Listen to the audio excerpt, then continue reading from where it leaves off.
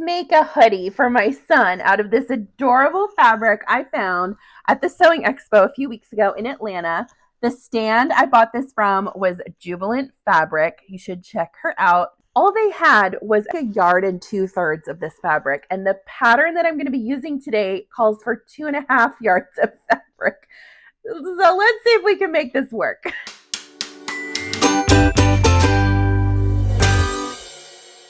I'm going to be making the unisex hoodie pattern from Melly Sews. So if you sign up for her newsletter, you can get a free copy of this pattern, but it's only in one size. Luckily, my son likes to wear everything oversized right now. So this is an adult hoodie, but even if it's big on him, I mean, he wears his dad's sweatshirts to school. So I think we're going to be fine. I am just going to feel this out and see how it goes. And if I have to use some supplementary fabric, I've got some of this black double brush poly that I got at Walmart.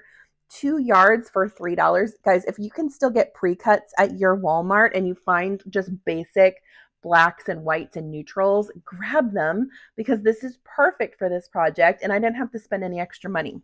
I keep my serger on this FlexiSpot E7Pro standing desk. Thank you so much to FlexiSpot for sponsoring this video today. I want to show you guys this desk really quickly before we start sewing because it has been a game changer for me in my sewing room. And let me tell you why. Sewing is for the most part a sitting hobby. And I noticed that I was getting swelling in my legs. I just wasn't moving as much as I wanted to. And also when I was trying to do my dance moves, they really were hindered when I was sitting. So I got this E7Pro standing desk 6 months ago, and I have not looked back since. It has been such an amazing addition to my sewing room. The frame options for this come in white, black, or gray. I added on this little drawer to mine. You want to just keep an extra pair of scissors and some of your notions on this side of your sewing room. I was able to put this thing together in less than an hour. My desktop size is the 24 by 48. There's also a ton of color options for the desktop. I got the hardwood desktop in the color rubber wood. The keypad is so easy to use. Here's your up button. You got your down button. You can set your standing height and your sitting height. The height on this desk goes all the way down to 25 inches and all the way up to 50 inches, which is really high. And I can adjust it to the height that's comfortable to me, which has saved my back, you guys. I raised the desk up to 36 inches, which is right at my waist and a perfect height for me to sew at comfortably without hurting my back and without hunching over like you normally do when you're sitting down at your sewing table. When you're sewing, you need a really stable surface to be sewing on, and this thing is solid. It does not shake or waver at all, even when you're running heavy machinery like a serger. It doesn't move. Also, if you have some really heavy sewing machines, don't worry because this desk has a weight capacity of 440 pounds. So you could put literally every sewing machine you own on it and it would still move up and down with ease. My desk is the E7 Pro, but they have all kinds of different products on their website to meet your needs. Ergonomic chairs, standing desks. They have so many amazing things there. Go check them out. Use code YTE7P50 to get $50 off at checkout. I'll put the link in the description if you want to learn more. Now let's make a Monopoly sweatshirt. I only have 1 yard and 2/3 of this Monopoly fabric, and this pattern calls for 2.5 yards. So we're going to have to get a little tricky about what we put in the Monopoly fabric and what we decide to put in the black fabric. Anything like a wrist cuff or a waistband, all of those items can absolutely be done in the black stretch fabric. So I'm going to put those aside. I also feel like the hood part could also be black because that's not quite as important as the focal point, which is going to be the main body, the front and back pieces, and then the arms. So this is what I'm going to focus on. And if we have any left over, then I'll start adding back in from other pattern pieces. Now, on this Melly Sews pattern, she has the front and back piece combined into one. You can see that there's two separate measurements for the front shoulder, the back shoulder, and then this is the back neckline, and then this is the front neckline. So the way that I work around that without printing too is I'll cut little slits into this and fold it down for when I want to cut the front piece, and then when it's time to cut the back piece, I'll fold these back up and put a pattern weight on it to help me get the accurate measurement. You want to make sure that your stretch is going across the width of what's going to go across your body. So I see that when I pull this apart, I have those straight grain lines. That's my stretch. That's what I want to cut on the width. I've got a directive on here to tell me to cut on the fold. So I'm going to lay this right on the fold of my fabric because we've got like our 100s facing all upwards. So I'm going to try and make this the top, which means I'm just going to flip this piece over. Run it as far up as you can and then add your pattern weights. I'm going to cut this out. For this next one, I want to fold these little guys down because we're cutting the front piece. And I'm going to fold just that tiny little hair of a piece right there that tells me to do the front shoulder. I've got those little notches pushed down. We're going to cut it out. I'm going to continue to cut my pattern pieces out, and I will show you at the end what I ended up getting out of this 1 2/3 fabric and what I had to cut out of the black. I was able to get the front chest piece, the back chest piece, the 2 sleeves, and the bottom waistband out of the Monopoly fabric. There's one more thing I think I can make work on this fabric. This fabric is big enough for me to cut 2 pieces of hood out of. What I am thinking through is for this pattern, it tells you to fold this piece in and just hem it. If you don't have a cover stitch, or if you're not real comfortable with your twin needle on your sewing machine, that might be sort of tricky. So I'm actually going to double up this hood, and I'm going to make the outside this Monopoly print and then the inner lining the black fabric. To do that, I need to assume that this will be the edge of my hood when I'm done sewing it to the lining piece. So what I'm going to do is cut this down from what it is to a 1/2 inch seam allowance right along this fold line, because that will disappear when I sew it together, and then it'll match up exactly where it should have had I hemmed it, if that makes sense. This is ready to cut. Make sure that the fabric is stretching along this line, and this is my stretch. So I'm going to lay it right here. I'm very happy with how much I was able to get out of this Monopoly fabric. I think my son's going to love this. I'm going to cut this out, and then I will go ahead and cut the same piece in my black fabric for the lining. And I'm going to do the same process with my kangaroo pocket for this project, which is a little different than what she calls for in the pattern. She suggests just folding the edges in and hemming it. But I like to have like a nice thick pocket on the front of my sweatshirts.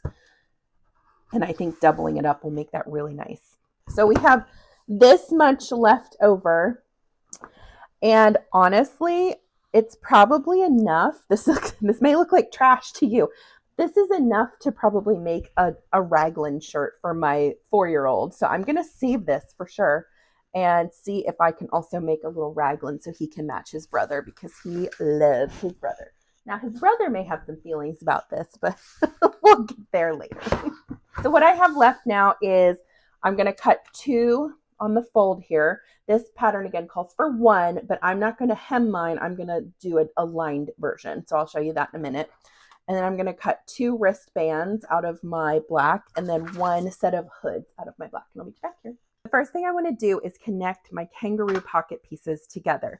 So I've laid them pretty sides touching, and I'm going to clip on all of the surfaces that I plan to sew, making sure that my raw edges are lined up nicely.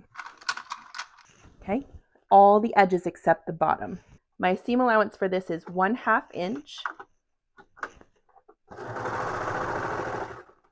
Take your time on this. Make sure your edges are even every few inches.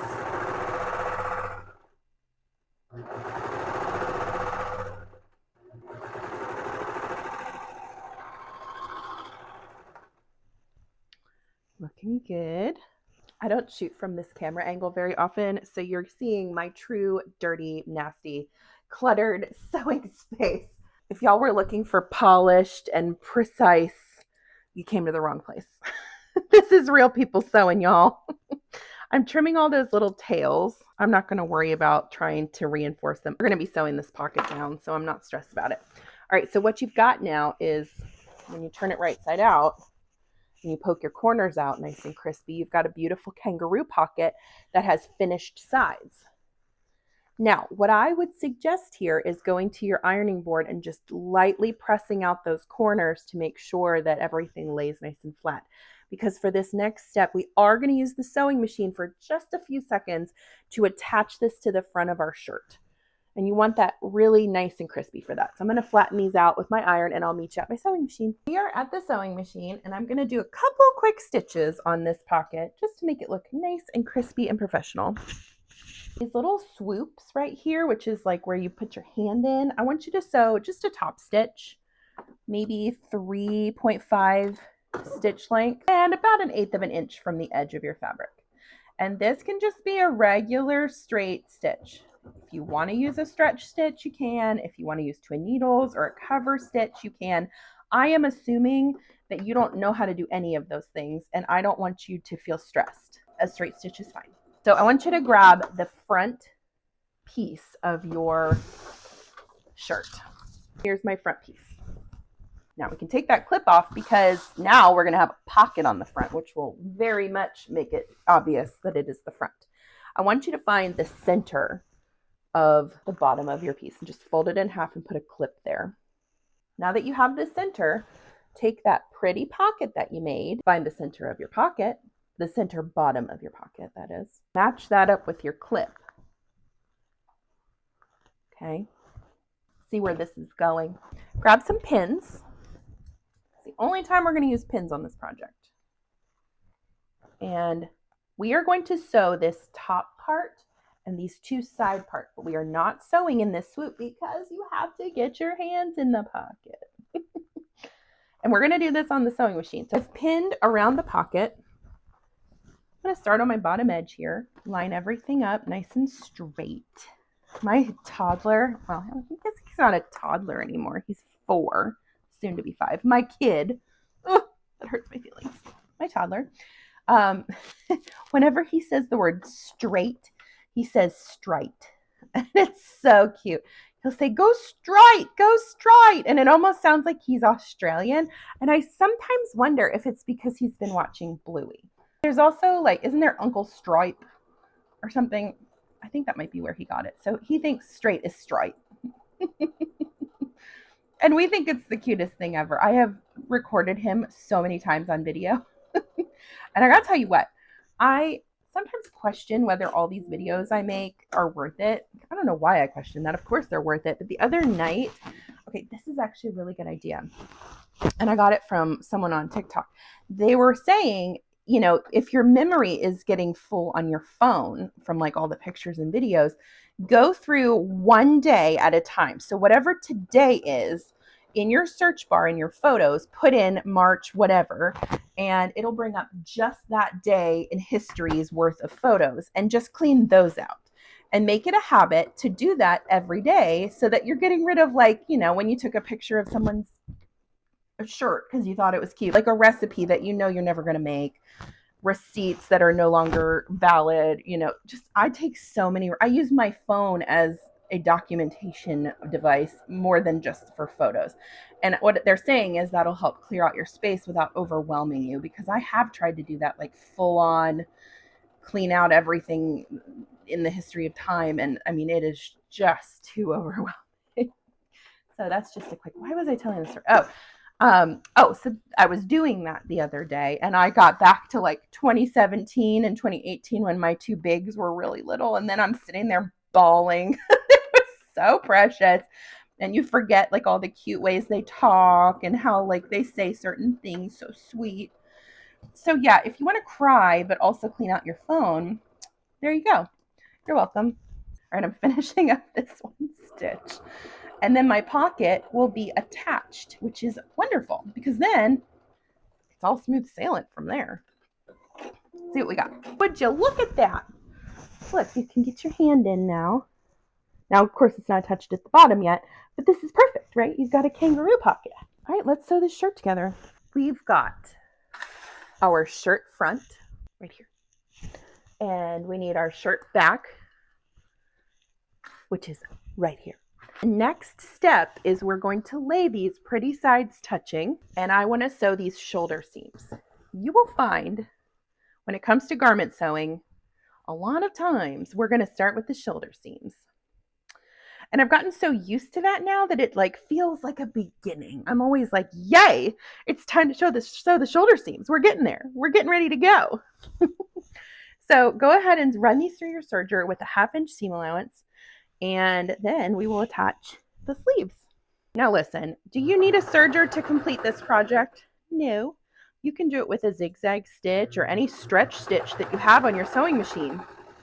But if you are ready to take that next step in your sewing journey, I cannot tell you how much easier a serger makes life. It's just such a nice, quick, professional looking finish. I love my serger. I love my cover stitch. I love everything. I love everything. All right, let's sew that other seam and then I'll show you what to do. Open this up. Look, you have a neck hole. Beautiful. We're going to take our sleeve. We've got this nice crescent shape. Grab one of your sleeves. I like to go ahead and throw a clip right in the center. Sleeve installation can feel stressful. The way that I approach it with beginners is I want you to lay the sleeve down the way that it would naturally look on the garment. So I'm not going to lay the sleeve like this. I'm going to lay it right here because I know that's how I want the sleeve to look. And once you do that, all you have to do is take the bottom and flip it over. Now, square peg, round hole. How are we going to do this, right? It looks like it's never going to fit, but it will. So go ahead and clip it to the seam line where you marked your center of your sleeve. And then we're going to work our way down and somehow, magically, what looks like it's never going to fit together actually ends up fitting together perfectly. That is why we are magicians. Okay, worked on the other side. This is my favorite way to teach sleeve installation to beginners because this method is so easy and it really kind of helps it click in your head how a sleeve is meant to fit into an arm side. Beautiful. All right, we've got it all clipped. Take this to the serger and we're going to serge it on that 1/2 inch seam allowance. And then we'll repeat that on the other side. Let me show you how I serge it. Make sure everything is matched up beautifully. It should match up nice and even for you. Remember, we're taking our time here. Serging is not a sprint, it's a marathon. With little breaks along the way, which is probably how I would run a marathon.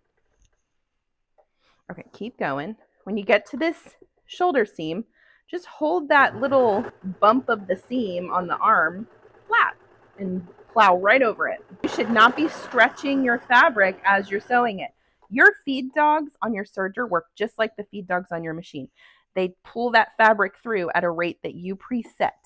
And so the rate that it's pulling through is perfectly fine. And you don't need to be like trying to push it or pull it through yourself. Your machine does that for you. Your hands are really, in this case, just meant to hold those pieces together and act as a guide. Look, we got a busy Monopoly sleeve sitting right there. I'm excited for this shirt. I think my son's going to love it. He is a huge Monopoly fan. He goes to his grandpa's house and plays it. We call them the two little old men because they sit and play chess and Monopoly all weekend by the fire in his living room. They're so cute. All right, repeat that on the other side. And then, guys, we're like halfway done with this project. Keep going. You're doing great. The sleeves are attached. Here's what we've got. Aren't you glad that we put that pocket on already? Because these all sort of look like the same pieces when you go around the circle. And that can get confusing. So what I want you to do is find that pocket, fold it down so that you're folding it along the shoulder seams and letting those sleeves drape. And we are going to clip along the bottom of the arm, right into that armpit, and down the front of your shirt. And then we're going to sew it together. We just finished up spring break here, and we decided not to go anywhere this year. Things have been really busy for myself and for my husband at work, and I had just gotten back from a trip. So we chilled here this week. We went to the local community pool inside, the inside pool. We just did some fun like movie days. But I was just thinking this morning, like I'm glad that they're home, but I'm also grateful when they go back to school. First of all, because I can get work done again. It's really hard to record when the house is really loud. But I was on my way to the car this morning and I was getting hit from like all angles with their requests. And it was like everybody's need is like in their head. And I get it, like they're kids and that's just how they function. Is like their need is the immediate need. So my daughter was asking where her white hair bow was. My son was asking where his computer, like his laptop for school, was. My little son was asking if he could take his iPad in the car, which he knows he can't. And it's just like all at once. And I gotta say, that has been the hardest transition as a human, is like the constant like overstimulation of just like every request coming at you like all day long. How do y'all handle that? How do you manage that? And in the same thread, like what has been the most overstimulating or crazy thing that has happened since you became a parent? Like that's just, it's not like it's a bad thing or something I'm like mad about. It's just one of those things where you're like, like mama needs brain space. That's so funny. So that's what this is. That's what this whole, I think, social media stint for me has been, is brain space, just to like do something that makes my brain feel good. We're going to sew the seams on this. We're going straight up the arm. When you get to that seam in the armpit, I want you to nest your seams. And that means we're going to sew one seam going down and one seam going up. And that will help you get a nice, accurate armpit seam. And then down the body of your shirt. And you could start this at the bottom of your shirt or at the bottom of your sleeve, wherever suits you the best. I want you to take your time on this step. Go nice and slow. And again, with serging, we're stopping every few inches to renegotiate where we are, to reassess how things are lining up. You're just taking your time with it. I always feel like when I get these nice quality knits, I can tell a difference when I'm serging them. They lay nicer. They, just sew together a lot prettier. There's something about these higher quality fabrics. I think I paid $20 for 1 2/3 of this, which is a lot, I'll be honest. But for custom fabric, that's actually pretty reasonable. And this is one of those things where I think he'll wear this for a really long time because I'm making it so big for him. He can hopefully, as long as he likes Monopoly, keep wearing it. So yes, I love budget sewing, but sometimes I save up for those nicer things because it's worth it, especially if it makes them smile while they're overstimulating your brain. Right, finish up that side seam. Should I be vulnerable for a minute? Let's see how this armpit seam matched up. This fabric is so busy, I can't even find it. Pretty good. I don't even know if you can see that. All right, we've got one side done. I'm going to complete the opposite side, and then we'll sew on the wrist cuffs, the hood, and the waistband, and be done. That's looking really good. Now it's time to attach all of the extras. So I'm just going to work from the bottom up on this. So we'll start with the waistband. This is my waistband. I was able to get it out of the Monopoly fabric, which I was thrilled about. Make sure your stretch is going this way on the waistband because you want it to stretch around your body. We're going to connect pretty sides touching these two short ends here to form a circle. Turn it right side out and then fold it down so that it creates like a doubled up loop. So match your seam right here, put your clips there, and we're going to mark our quarter points on this. And that is a clip every quarter away around the circle. So the way that I do this is, and knits can be tricky, they get in a snit, they want to do their own thing and roll. You have to be the boss of it, so don't let it boss you around. Hang it from your finger. Make sure your clip is right there at the bottom. And when you find the top of that, put a clip. Then turn it a quarter of the way on your finger. Match these two clips up. Even out your top edge there so that everything is lined up. And then put another clip. Then repeat that for the, I'll turn it this way so you can see it better. So hang those clips so they're touching. Even out your top. Sometimes if you lick your finger, it'll, kind of like when you're separating papers, it'll move a little better. Great. And then we're going to mark our quarter points on the bottom of our shirt. The reason we mark quarter points is to evenly distribute the stretch around the circle of that waistband.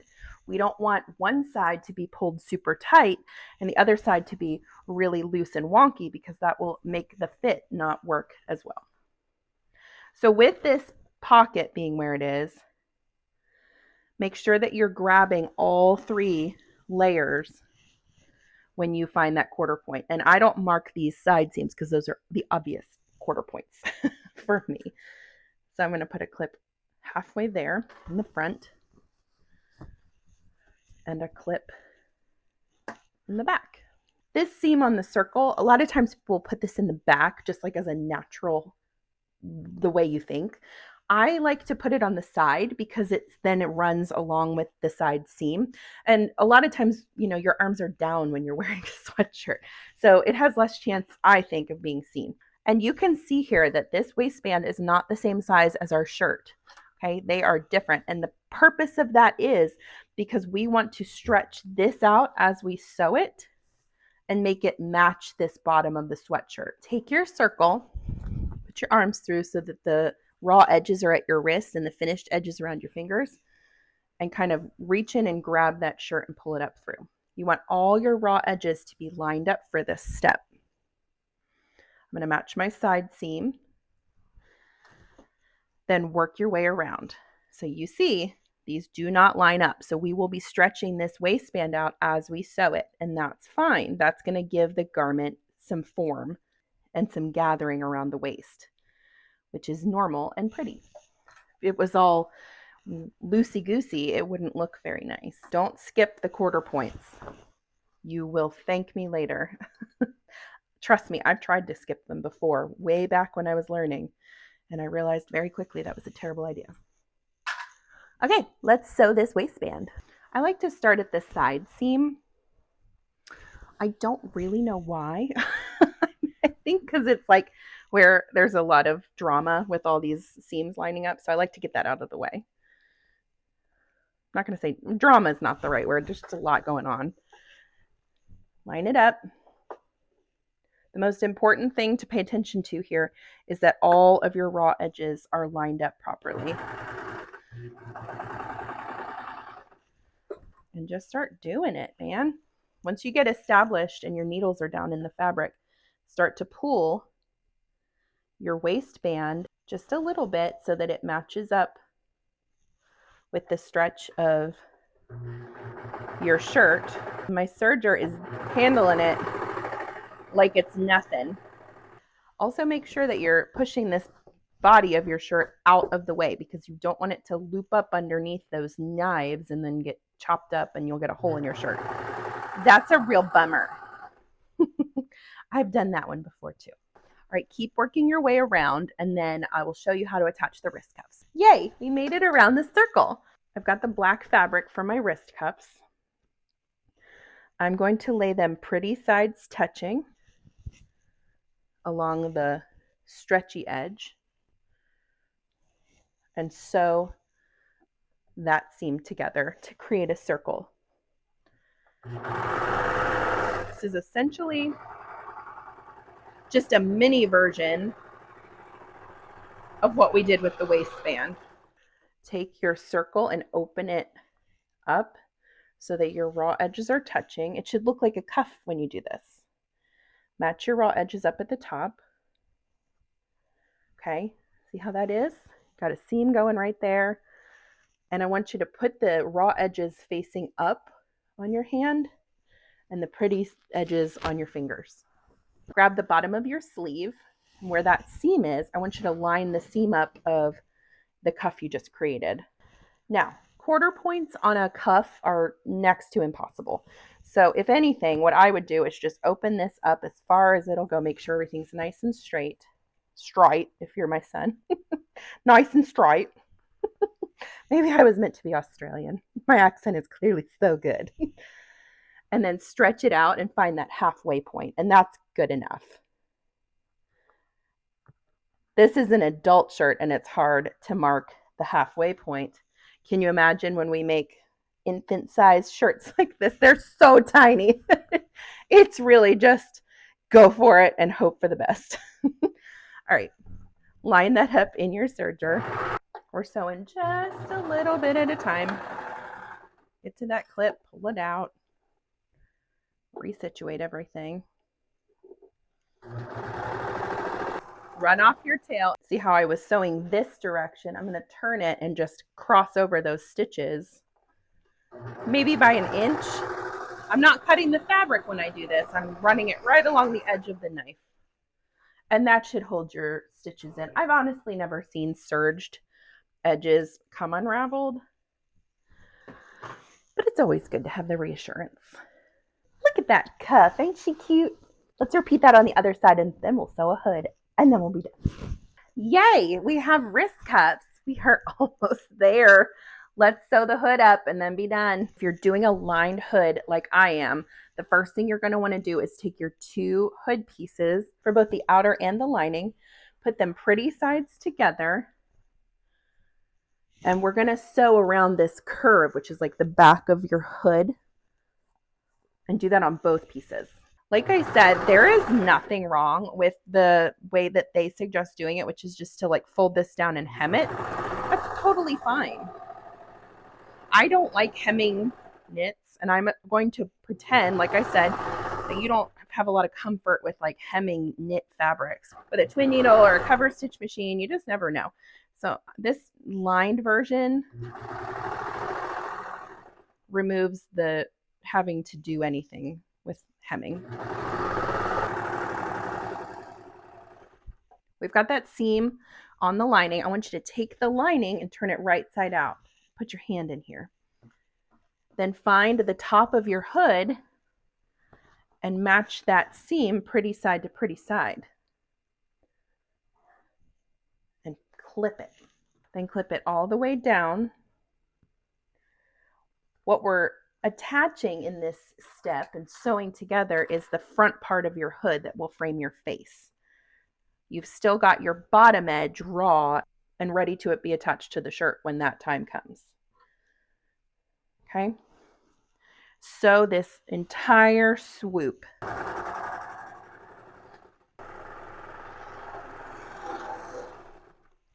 This is what you'll get. It looks kind of weird, but when you actually turn it the way that you think a hood would look, maybe stick your hand in there to sort of push the lining in, it makes sense, right? It goes like this, and it's lined. Now you can go over to your ironing board and press this. You could even do a top stitch if you want. I'm going to press mine, and then I'll show you how to attach it to the collar. We are almost done. I can feel it in my bones. Take the raw, unfinished edge of your hood and find the seams that are going to be in the back, right? Go to the back of your shirt. So if you're unsure, line those side seams up and put a clip there. And I want you to lay your hood pretty side, hood and lining, to the back of your shirt and clip it. Then just work your way from the back down the side, lining all 3 of those raw edges up. And this is, again, a perfectly cut piece. So it should not need to be stretched at all to fit into, the front of this garment. You should not have to stretch this at all for it to make the full circumference of your circle. Okay, once you get to one side, go to the other side from the back and work your way with clips to the front, making sure everything stays lined up. This is why I add that extra little kick out on the collar piece in the front, because I want them to overlap, and these will very nicely. Okay, everything is crisscrossed in the front. I'm going to stitch this on my serger, and I'm going to start just a few inches away from this center part. Let's knock that hard part out first so we have smooth sailing for the rest of the serge.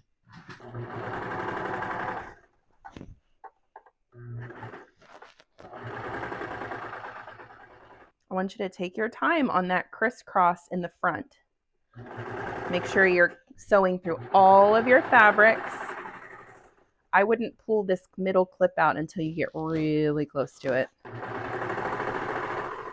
and then keep working your way around. Woohoo! That turned out nice. Look at that matchup. And now, well, we have a hoodie.